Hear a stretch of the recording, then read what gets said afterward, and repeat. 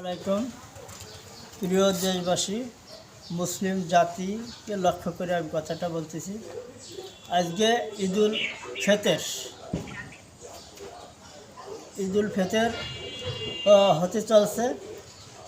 আজ ঈদুল ফিতরটা একটা গুরুত্বপূর্ণ ইবাদত, বন্দেগী, আমল। আজকে সেটাকে সঠিকভাবে হওয়াটাই জাতির কাছে আবেদন, এই মুসলিম উম্মার কাছে আবেদন।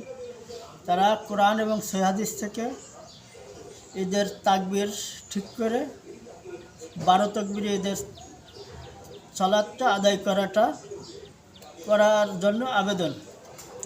6 তাকবীরে ঈদের সালাতের কোনো সহিহ হাদিস পাওয়া যাচ্ছে না, আমরা পাইনি। যদি কেউ পেয়ে থাকে সেটা প্রমাণ করুক। আর 12 তাকবীরে অসংখ্য হাদিস হয়েছে, 66টা সমস্ত হাদিসে 152টির উপরে হাদিস আছে।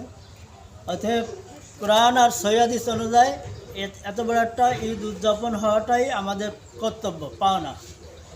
জাতির কাছে, জাতিকে এই জিনিসটা উপহার দেওয়াটাই এই আলেম সমাজদের কর্তব্য, দায়িত্ব। কিন্তু একটা ভেজাল জিনিসকে প্রচলিত আছে, এই ভেজাল জিনিসটা যাতে উৎখাত হয়, বাদ চলে যায়।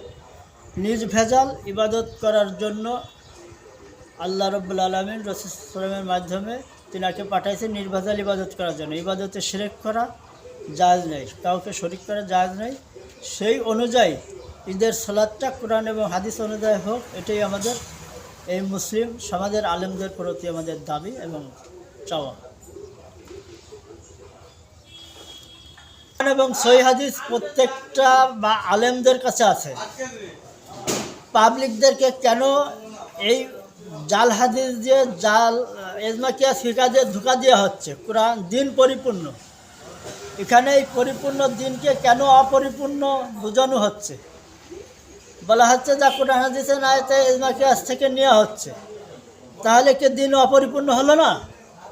আজকে এই আলেম সম্প্রদায় কেন এত বড় একটা ভুলের ভিতরে রয়ে গেছে? আল্লাহ বলছে তুমি দলে দলে বিভক্ত হয়ে না, আমার রজ্জুকে শক্ত করে ধরো। সূরা আল ইমরান 103 নম্বর আয়াত। কেন সেই আয়াতকে প্রত্যাখ্যান করে 4 মাযহাবে পরিণত হয়েছে? 4 রকম ইবাদত বন্দেগী কেন চালু মুসলিম সমাজে?